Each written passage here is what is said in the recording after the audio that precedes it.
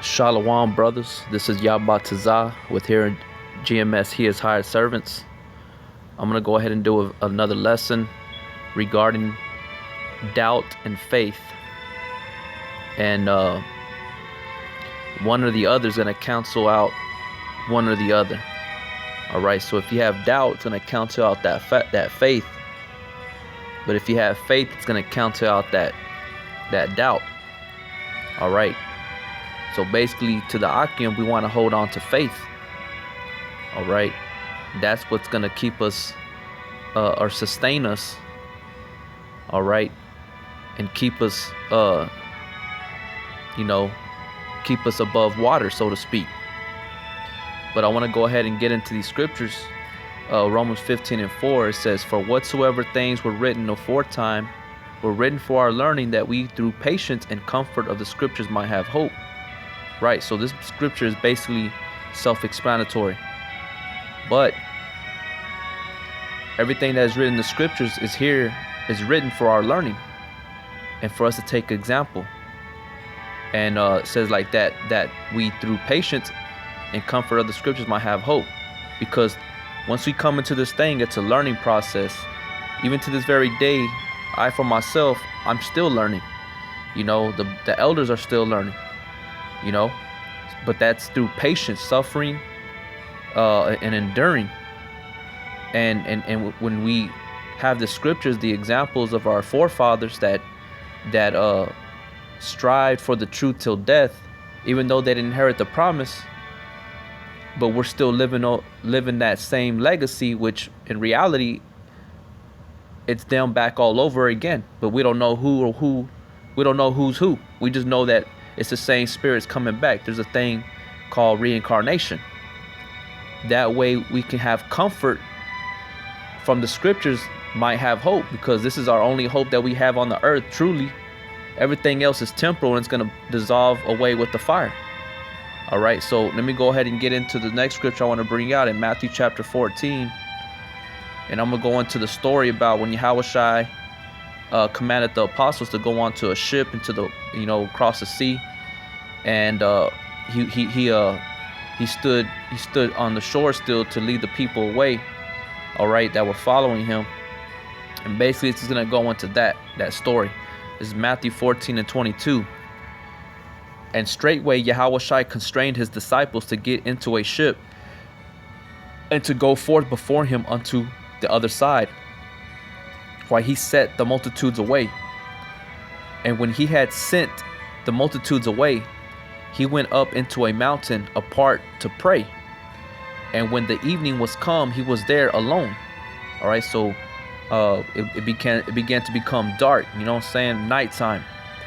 And he was there alone praying, Verse 24, "But the ship was now in the midst of the sea, tossed with waves, for the wind was contrary. And in the fourth watch of the night, Yahawah went unto them walking on the sea." So it was around between like 2-3 in the morning when Yahawah finally decided to go to the disciples. All right, verse 26. "And when the disciples saw him walking on the sea, they were troubled, saying, Is it a spirit? And they cried out for fear. But straightway Yahawah spake unto them, saying, Be of good cheer, it is I, be not afraid." Because doubt, fear started arousing in their minds already when they saw this figure walking on the waters, which they thought it was a spirit, but really it was Yahawah. And when you think about it, it was like a test to the disciples on how they were going to deal under this situation, being out in the sea on their own.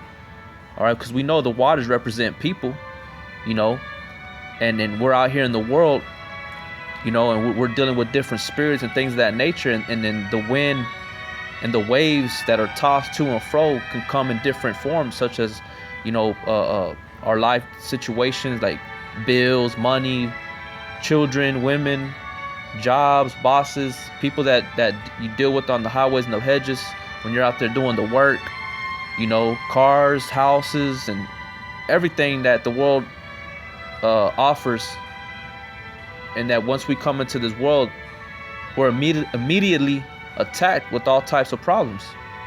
All right, so when you think about this story with Yahawah and the disciples, it was like it was a test on how they were gonna deal.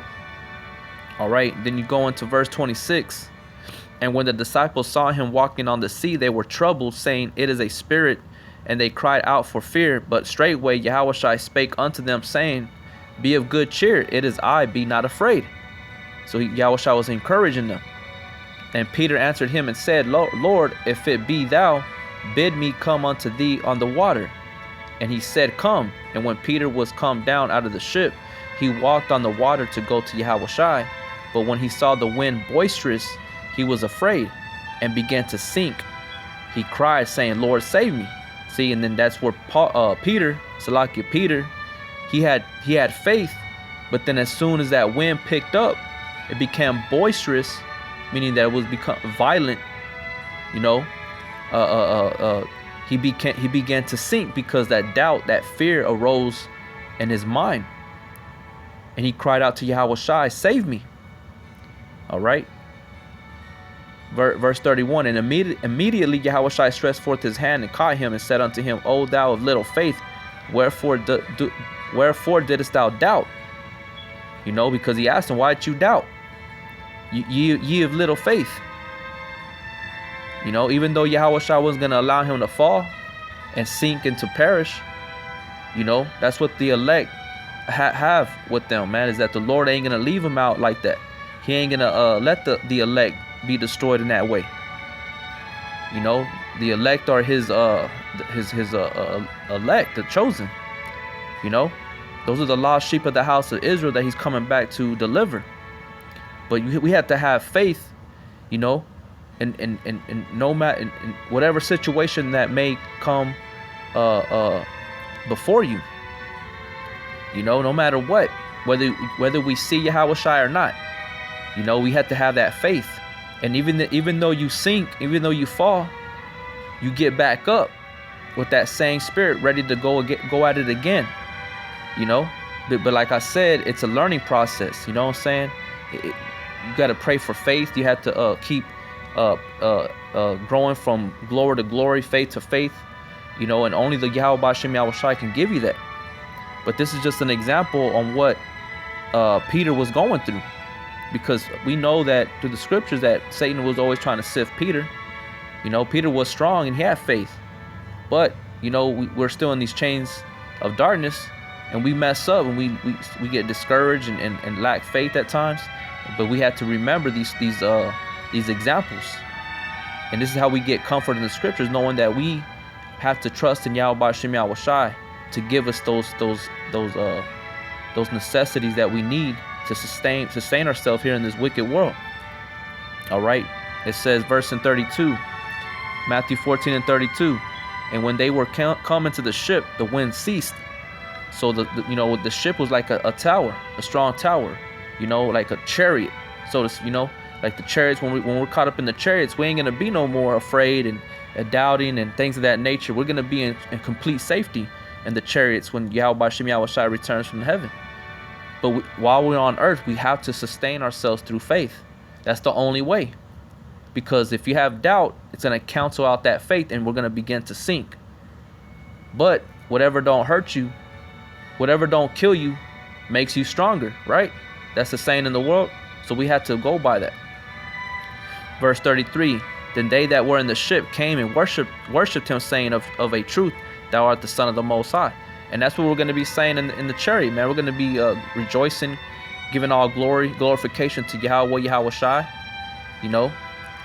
But only that, you know what I'm saying, we worship him right now. Our eyes can't see him. Okay? Real quick, I'm going to go over here to Joshua chapter 1. Start at verse 9. Have not I commanded thee, be strong and of a good courage? Be not afraid, neither be dismayed. Neither thou be dismayed, for the Lord thy power is with thee, whithersoever thou goest. See, just like Paul was sinking into the water, and Yahawah reached down and pulled him up by the hand. All right, it works both ways. So if If you're the elect, Yahawah ain't gonna allow you to drown. Die, so to speak. You know what I'm saying? We're gonna be lifted up. He's gonna protect us.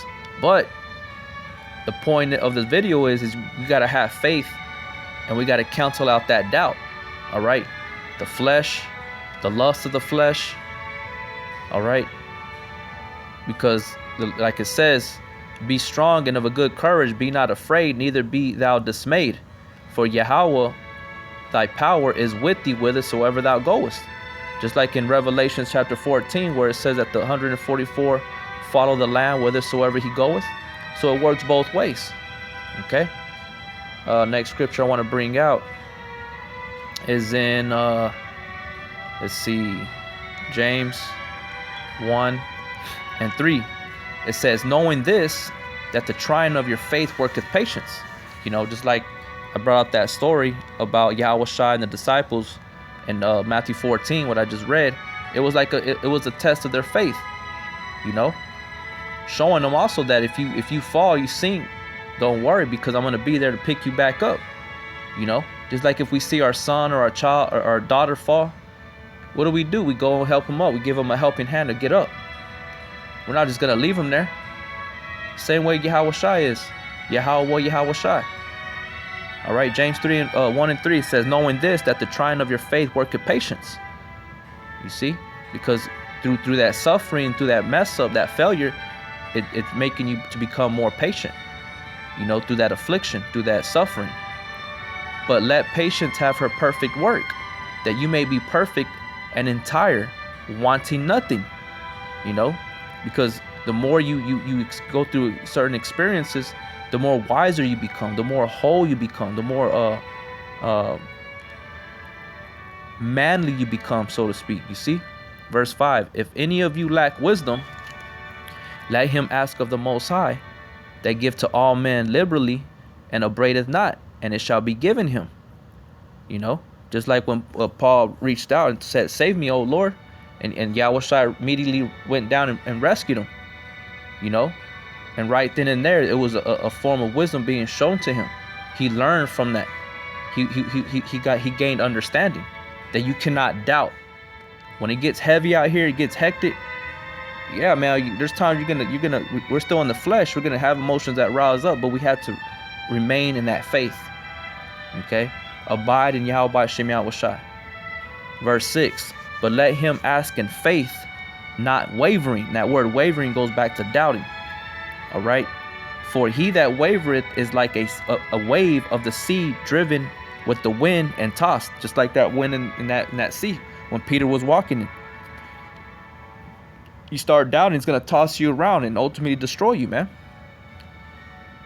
But if you're the elect, you're gonna come out of that through the spirit and power of Yahawah Shem Yahawah. All right.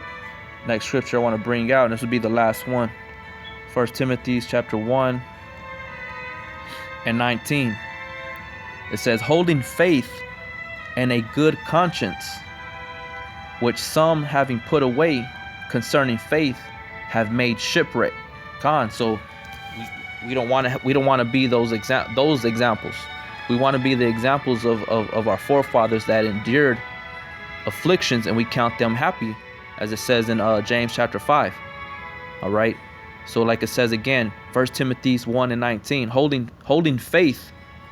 All right. And a good conscience. So we have to have a good, positive mind frame of confidence, courage, hope, faith. All those words I just named are synonymous to faith. Okay. That faith is being steadfast, being rooted, grounded. All right. Holding faith and a good conscience, which some have put away concerning faith, have made shipwreck. All right. So when you start doubting, that cancels out that faith, and that result is going to lead you to being destroyed. All right. But I hope that was edifying, brothers. I want to give all praises and glory and honor to Yahawah Shem Yahawah. Double honors to the elders of Great Millstone. Much love and respect to you brothers out there doing that work, sincerity and truth. All right. Again, have faith and get rid of that doubt, man. I speak to myself. Get rid of that doubt, man. Have faith. Stay in the abide in Yahawah Shai's spirit, man, and the word. and he shall lift us up in the end. Lord will, for the elect. The elect are going to be lifted up. But I want to leave it with that, brothers, and say shalom.